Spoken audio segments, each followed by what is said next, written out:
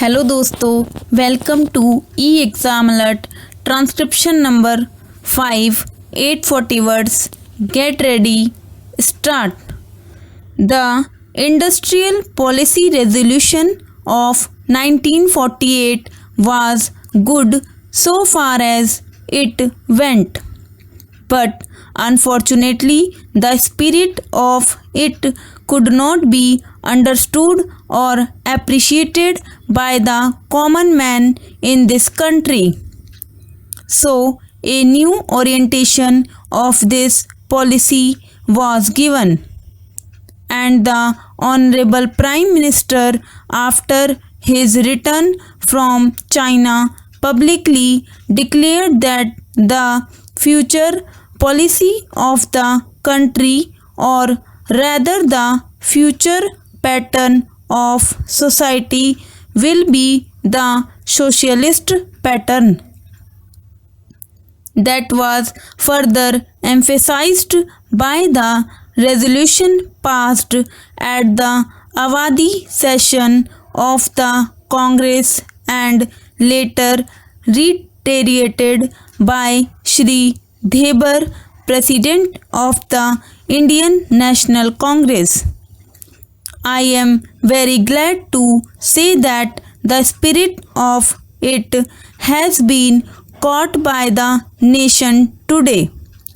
If I may say so, the mention has taken up the challenge for securing the socialist pattern of society.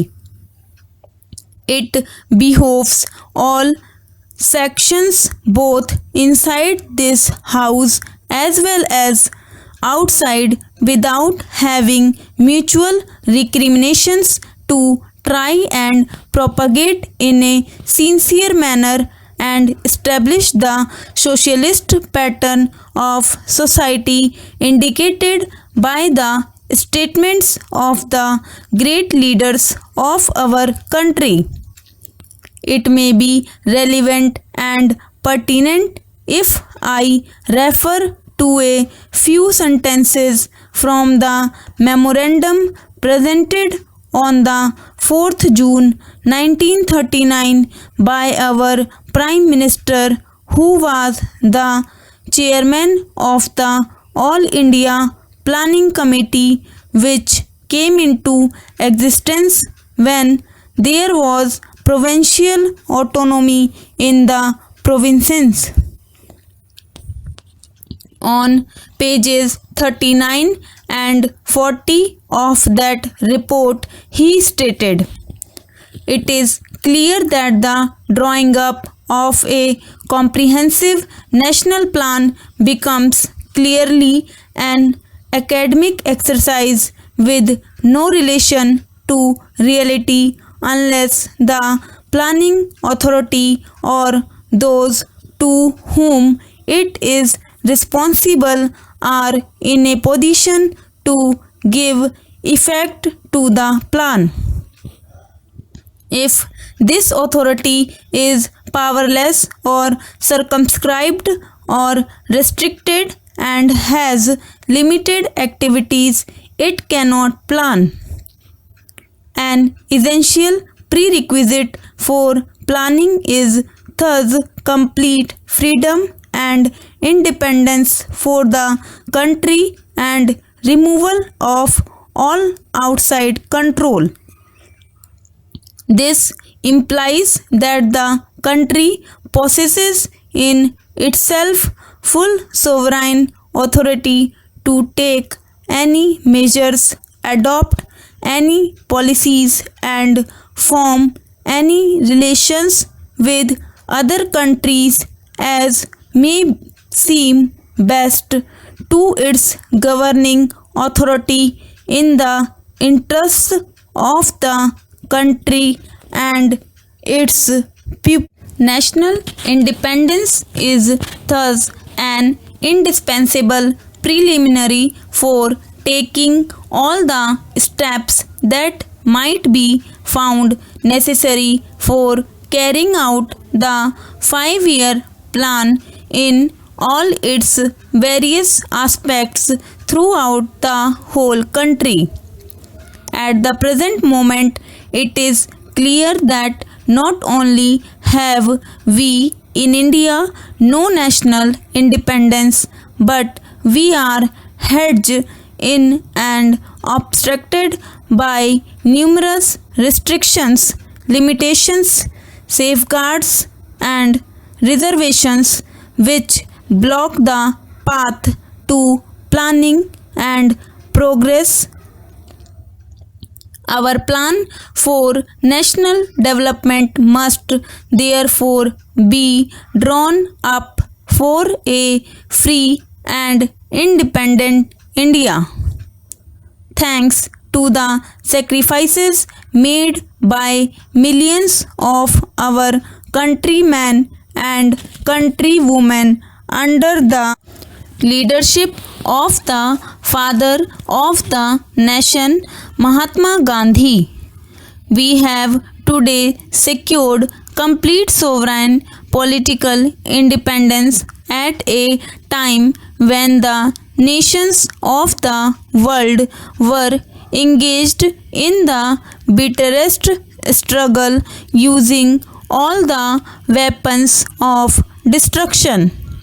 If therefore we have secured political independence during the period of a quarter of a century, it should not be difficult, especially when we are today masters in our own country, to secure a socialist pattern of society as has already been indicated.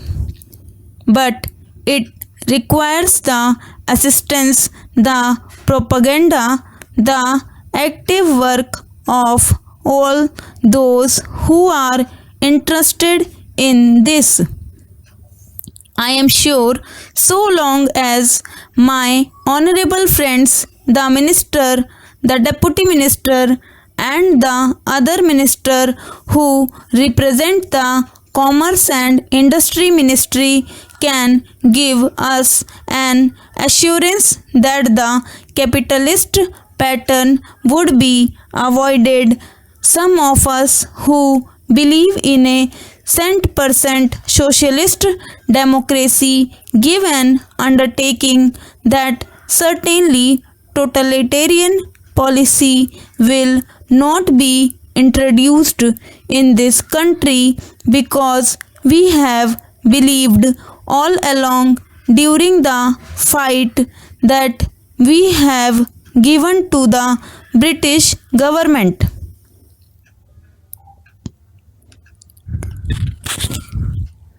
When we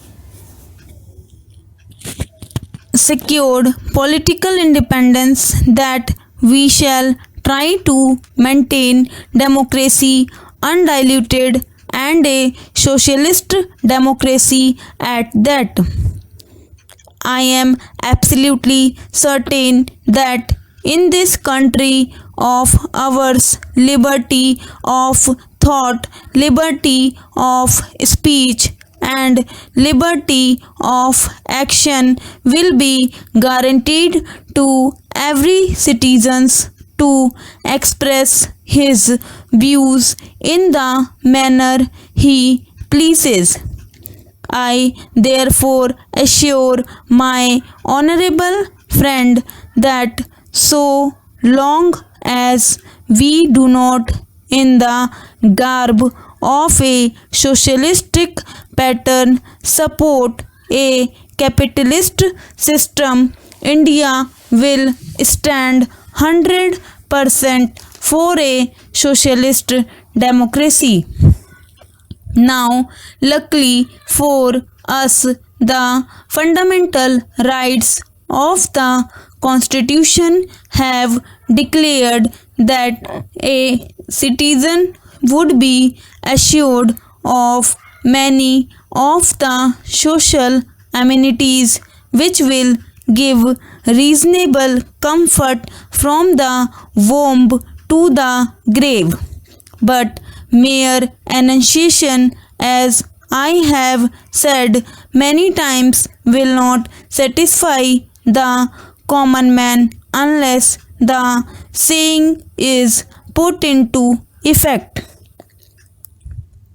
I am absolutely certain, therefore, that so long as there is a determination on the part of our countrymen, we will be in a position to secure a socialistic pattern of society. It is not even possible to draw up a plan on any other